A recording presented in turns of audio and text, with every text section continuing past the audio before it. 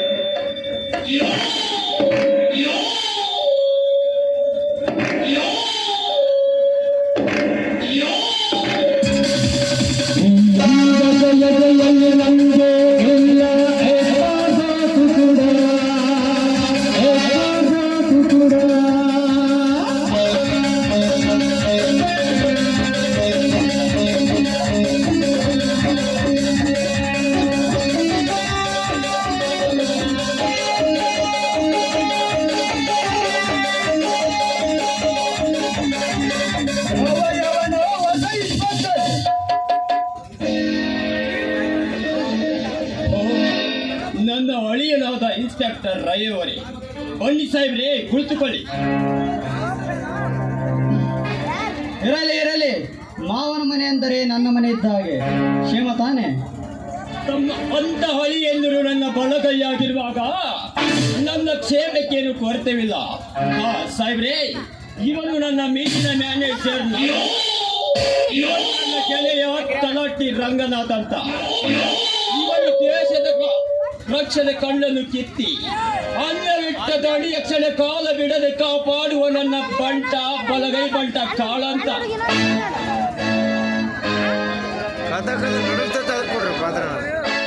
ಎಲ್ಲರಿಗೂ ನಮ್ಮ ನಮಸ್ಕಾರಗಳು. ಅದೇನೋ ಬರಲಿಕ್ಕೆ ಇದ್ರಂತೆ? ಬರಲಿಕ್ಕೆ ಹೇಳಬೇಕಾಗಿದೆ ಇನ್ಸ್ಪೆಕ್ಟರ್.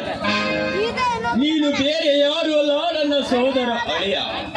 ನಾನು ಹೇಳಿದಾಗೆ ನೀನು ಕೇಳಿದರೆ ಒಂದು ಮನೆ ಕಟ್ಟಿಕೊಳ್ಳಬಹುದು.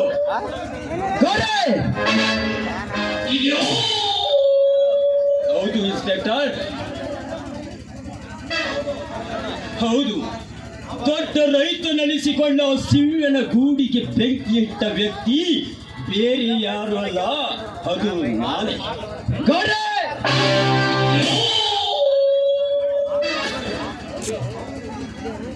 ಹೌದು, ಈ ಕೇಸಿಗೆ ನಾನು ಕೈ ಮುಚ್ಚಿ ಹಣ ಕೊಡ್ತೀನಿ. ಈ ಕೇಸು ನಮ್ಮದು ಅಂತ ಯಾರಿಗೂ ಗೊತ್ತಾಗಬಾರದು. ಇವತ್ತಿನಿಂದ ಇಲ್ಲೋಣ ತಮ್ಮ, ಈ ಕೇಸ್ಗೆ ಕೈ ಚಾಚಿ ಬಿಟ್ನಿ ಅಂದ್ರ ಚಾಚಿದ ಕೈ ನಿನಗೆ ತೊಳ್ಕೊಳಕ ಪ್ರಾಣಕ್ಕೆ ಎದುರಿ ಈ ಕೇಸ್ ಬಿಡ್ತೇನೆಂದು ನೀವೆಂದರೆದ್ರಿ ನಿಮ್ಮ ಪ್ರಾಣ ರಕ್ಷಣೆಗೆ ಸದಾ ಕೊಡ್ಲಿ ಕಳಿಸಿದ್ದೇನೆಂದು ತಿಳಿದಿರಿ.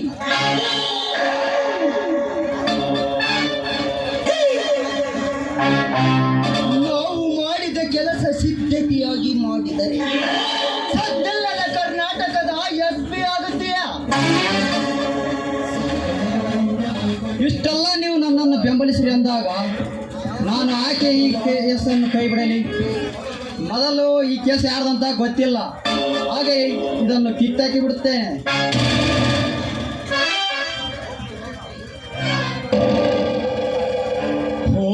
ಓಕೆ ತಲಾಟೆಯವರೇ, ಶುಭ ದಿನದ ಶುಭ ವಾರ್ತದೊಂದಿಗೆ ಅಡ್ವಾನ್ಸ್ 500 ರೂಪಾಯಿ ಕೊಟ್ಟು ಕಳಿಸ್ಬಿಡು. ಮತ್ತೆ ಆಮೇಲೆ ಭೇಟಿಯಾಗೋಣಂತೆ. 500 ಹಾಕ್ಬಿಡ್ರಿ. 500 ಯಾಕೆ ತಲೆಗೆ? 1000 ಕೊಟ್ಟು ಬಿಡು. ಹಾಕ್ಬಿಡ್ರಿ. 200 ಕೊಡಂಬಿಡಿ, ಏನು ಪಾಪ.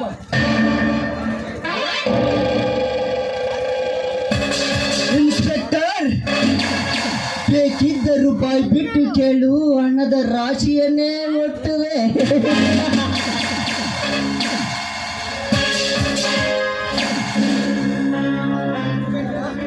ಇನ್ಸ್ಪೆಕ್ಟರ್, ಕೇಳಿದಾಗ ಕೇಳಿದಷ್ಟು ಹಣ ಕೊಡುವುದು ನನ್ನ ಕೆಲಸ. ನಾನು ಹೇಳಿದಾಗ ಕೆಲಸ ಮಾಡುವುದು ನಿನ್ನ ಕೆಲಸ. ಇದಕ್ಕೇನಾದರೂ ತಪ್ಪಿ ನಡೆದರೆ ನಿನ್ನ ಕಾಕಿ ಪಟ್ಟಿಯಲ್ಲಿ ಉಳಿಯೋದಿಲ್ಲ, ನೀನು ಉಳಿಯೋದಿಲ್ಲ.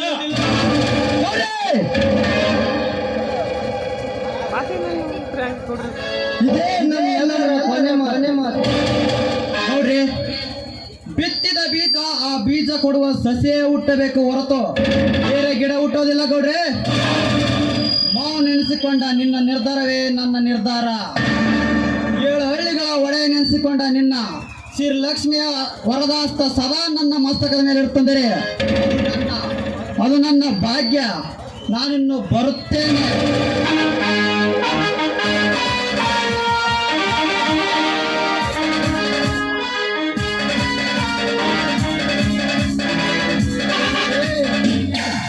ಕಾಕಿ ಬಟ್ಟೆಯಂತೂ ನಮ್ಮ ವಶಕ್ಕೆ ಬಿತ್ತು. ಪ್ರಸಂಗ ಬಂದರೆ ಯಜಮಾನರೇ ನೀವಾಗಿ ಬಿಡ್ತೀರಾ?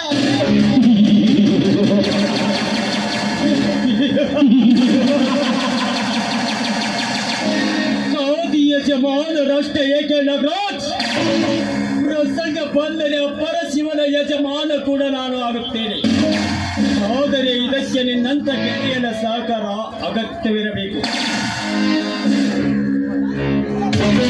ಜಾತಿ ಮತದಲ್ಲಿ ಬೇರೆ ಹಾಗೆ ನಾವು ಇಬ್ಬರು ಒಂದೇ ತಾಯಿ ಆಯಿಗಳೆಂದು ತಿಳಿ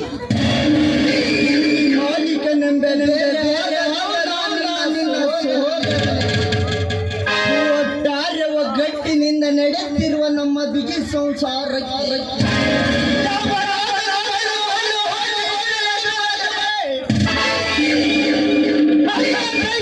ಸುಟ್ಟು ಹೋಗಿ ಬತ್ತು ಮಾಡಿಬಿಡೋಣ. ತಾನೇ ನಂಬಿಕೆ ನಗರಾಜ್. ಇಂದಿನಿಂದ ನೀನು ನನ್ನ ಸೋದರನೆಂದು ತಿಳಿದುಕೋ. ತೆಗೆದುಕೋ 10,000 ರೂಪಾಯಿಯನ್ನು.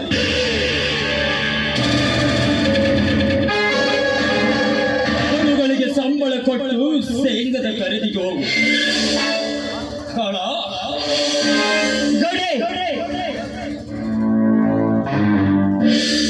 ಹೋಗಲೇ.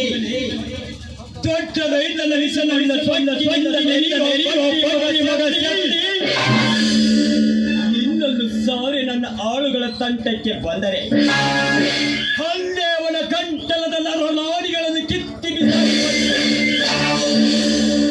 ಅಪ್ಪಣೆ ಆದರೆ ರುಂಡವನ್ನು ಕಡೆದು ಅದರ ಮಾಂಸವನ್ನು ನರಿನಾಗಳಿಗೆ ಹಾಕಿ ಬಿಡ್ತಾರೆ. ತಲಾಟಿ, ಇನ್ನೇನು ಕೇಳ್ತೀರಿ? ಈ ತಲಾಟಿ ನೋಡ ಕೈ ಇಟ್ಟು ಕೆಲಸ ಚಂದ ತಿಳ್ಕೊಂಡ್ರ ಅಲ್ಲಿ ಹೋಗ್ಬರಿ.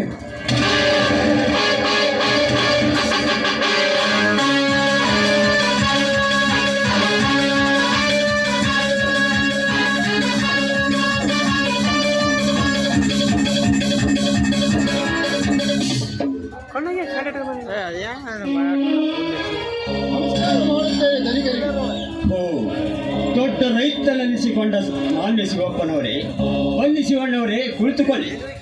ಇರಲಿ ಗೌಡ್ರೆ, ಇರಲಿ. ಆಯ್ತು, ಬಂದ ವಿಷಯ ವಿಷಯ ವಿಪರೀತ ಹೋಗಿದೆ ಗೌಡ್ರೆ.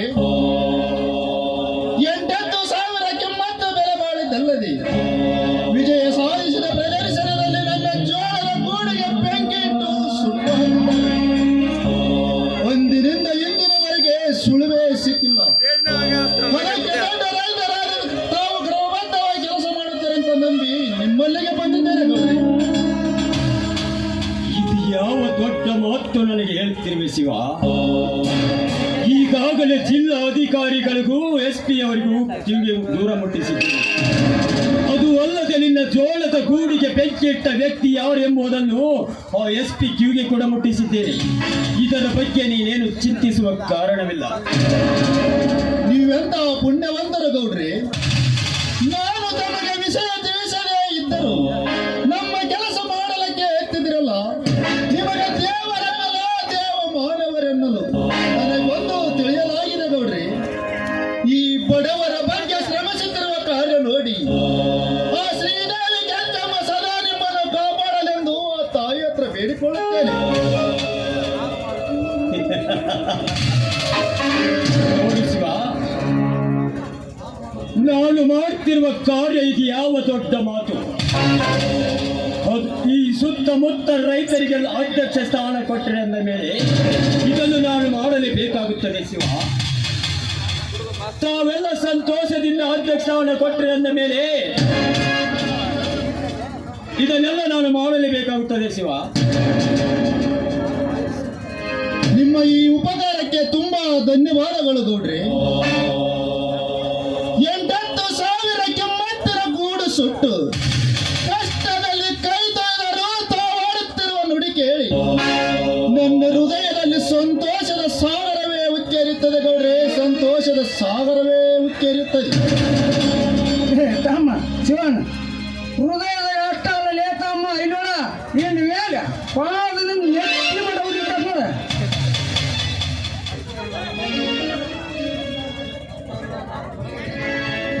ನೋಡು ಶಿವ, ಇಷ್ಟೆಲ್ಲ ನಾನು ಬಡವರ ಬಗ್ಗೆ ಮಾತನಾಡಿದರೆ ಬಡವರು ನನ್ನ ಬಗ್ಗೆ ತಪ್ಪು ಕಲ್ಪನೆ ಮಾಡಿಕೊಂಡಿದ್ದಾರೆ ಶಿವ. ಇನ್ನಿದ್ದ ಬಡವರು ಮುಂದೆ ಬರಲೆಂದು ಸರ್ಕಾರದ ಜೊತೆ ಒಡೆದಾಡಿದರೆ ಜನ ನನಗೆ ವಿರುದ್ಧ ಮಾತಾಡೋದಕ್ಕೆ ಬರುತ್ತಾರೆ ಶಿವ. ಆದರೆ ಈ ವಿಷಯದ ಬಗ್ಗೆ ನಿನ್ನ ತಮ್ಮ ನನಗೆ ವಿರುದ್ಧ ಮಾತಾಡಿಬಿಟ್ಟ. ಆದರೆ ನಿನ್ನ ಮುಖ ನೋಡಿ ಸಹಿಸಿಕೊಂಡು ಅವನನ್ನು ಸುಮ್ಮನೆ ಬಿಟ್ಟೆ ಅಷ್ಟೇ. ಗೌಡ್ರಿ, ಏನು ಹರಿಯದ ನನ್ನ ತಮ್ಮನ ಮಾತು ಹಚ್ಚಿಕೊಳ್ಳಬೇಡಿ ಗೌಡ್ರಿ. ಅವನಿಗೆ ತಿದ್ದಿ ಬುದ್ಧಿ ನಾನು ಹೇಳುತ್ತೇನೆ. ತಮ್ಮ ಶಿವಣ್ಣ ಬುದ್ಧಿ ಹೇಳಕ್ ಹೋದ್ರ ಬುದ್ಧ ನನ್ನ ಜನಕ್ಕೆ ಏನು ಬುದ್ಧಿ ಹೇಳ್ತಾರೋ. ನಮ್ಮಂತ ಹಗರ್ ಪುಡಿ ಮನುಷ್ಯರಿದ್ರು ಇಲ್ಲೋಡ ಕಡೆಕ ಹೆರಿಗೆ ಲೇತಮ್ಮ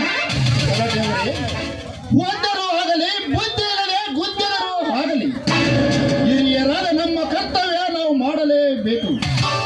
ಹಾ ಗೌಡ್ರೆ, ಇನ್ನೊಂದು ವಿಷಯ ಮರೆತು ಬಿಟ್ಟಿದ್ದೆ. ಕೈಗೆ ಬಂದ ಬೆಳೆ ಎಲ್ಲ ಮಣ್ಣು ಪಾಲಾಗಿ ಹೋಗಿದೆ. ಕೊಡ್ತಕ್ಕಂತ ಹಣದ ವ್ಯವಹಾರವೆಲ್ಲ ಹಾಗೆ ನಿಂತು ಹೋಗಿದೆ.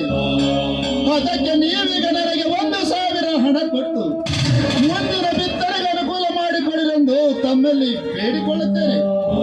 ಇದಕ್ಕೆ ಒಪ್ಪಿದೆಯ ಪಾಲಿಸಿದರೆ ಮುಂದಿನ ಬೆಳೆಯಲ್ಲಿ ಬಡ್ಡಿ ಸಮೇತ ಹಣ ಕೊಟ್ಟು ಋಣಮುಕ್ತನಾಗುತ್ತೇನೆ ಗೌಡ್ರೆ. ಇದು ಯಾವ ದೊಡ್ಡ ಮಾತು ನನಗೆ ಹೇಳ್ತಿರುವೆ ಶಿವ.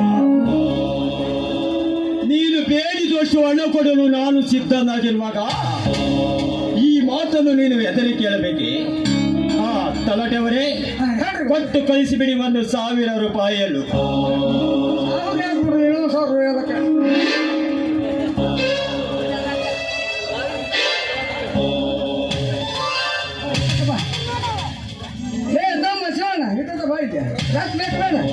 ಬೇಕಂದ್ರೆ ಒಂದು 2 3 5,000 ಕೊಡಿ ಮೇಲೆ ತಗ ಶಿವಣ್ಣ. ಇದನ್ನೇ ನಾವು ಕೊಡ್ತಿರೋದು ಹಣ ಸಾಲವಲ್ಲ ಲೇತಮ್ಮ, ಸಾಲದ ರೂಪವಾಗಿರುವ ಬರೀ ಸರ್ಪ. ಇದನ್ನ ನೋಡ ಸರಿಯಾಗಿ ದುಡ್ಡು ಸುತ್ತ ಆಡ್ಸುತ್ತ ಮರಳಿ ಗೌಡ್ರ ಮನೆ ಕಳಿಸ್ಕೊಟ್ರ ಬರೇ ಸರ್ಪವಾಗಿ ಉಳಿತ ಸರ್ಪವಾಗಿ ತಲಾಟೆಯವರೇ, ಸರ್ಪದ ಜೊತೆ ಕೆಲಸ ಮಾಡಿ ಮರಳಿ ಬಂದ ದಾರಿಯಿಂದ ಅದನ್ನು ಮರಳಿ ನಿಮ್ಮ ಮನೆಗೆ ಕಳಿಸಿಕೊಡುತ್ತೇವೆ.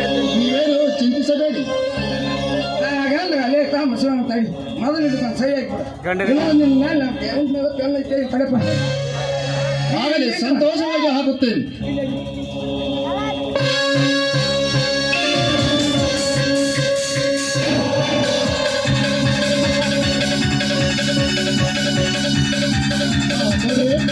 ನಾ ಇನ್ನು ಬರುತ್ತೇನೆ.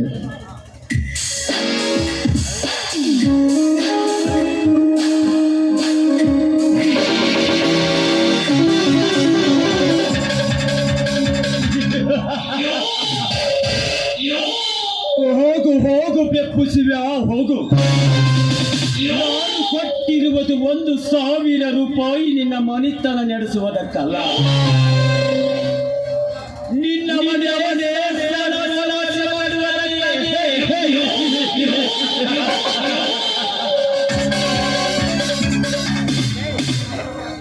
ಶಿವ, ದೊಡ್ಡ ರೈತನೆನಿಸಿಕೊಂಡ ಗುಡ್ಡದ ಕಾರವಾಗಿ ಬೆಳೆದಿರುವ ಆ ನಿನ್ನ ತಮ್ಮನನ್ನು ನನ್ನ ಕಾಲಡಿಯಲ್ಲಾಗಿತ್ತು. ಒಂದರ ಮೇಲೆ ಇನ್ನೊಂದರಂತೆ ನಿನ್ನೆಲ್ಲ ಸರ್ವಾಸ್ತಿಗೆ ಬೆಂಕಿ ಹಚ್ಚಿ ನಿನ್ನ ಹೆಂಡತಿಯ ಶೀಲ ಕಿತ್ತಿ ಹಾಕಿ ಸುಟ್ಟ ದಿಟ್ಟ ಪುಡಾರಿ ಗೌಡನನಿಸಿಕೊಳ್ಳದಿದ್ದರೆ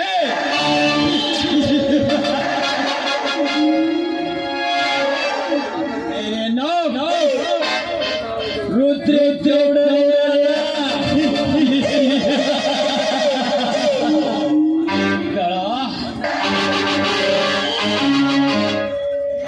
ದಣಿ ಹೋಗಲಿ. ಸರಿಯಾಗಿ ಕಂಡ್ರಿಲ್ ಸಾರಾಯಿ ಲಾರಿಗೆ ಲೋಡು ಮಾಡಿಕೊಂಡು ಆ ಚಂದನಿಗೆ ಆಫೀಸಿಗೆ ಬರಲಿಕ್ಕೆ ಕೇಳು. ಆ ಲಾರಿಯಿಂದ ನಾವು ಭದ್ರತೆಯಾಗಿ ಹೋಗೋಣಂತೆ. ಹೌದು ದಣಿ, ನಮ್ಮ ಕಂತ್ರಿ ಸರಿಯಾದ ಗಾಡಿಗೆ ಯಾವನಾದ್ರೂ ಪುಡಾರಿ ಆಫೀಸರ್ ನಮಗೆ ಅಡ್ಡ ಆದರಿ ಅದೇ ಗಾಡಿಯ ಮುಂದೆ ಅವನನ್ನು ರುಂಡವನ್ನು ಕಡಿದು ಅವನ ಮಾಂಸವನ್ನು ನರಿನಾಗಳಿಗೆ ಹಾಕಿ ಬಿಡುವಂತೆ.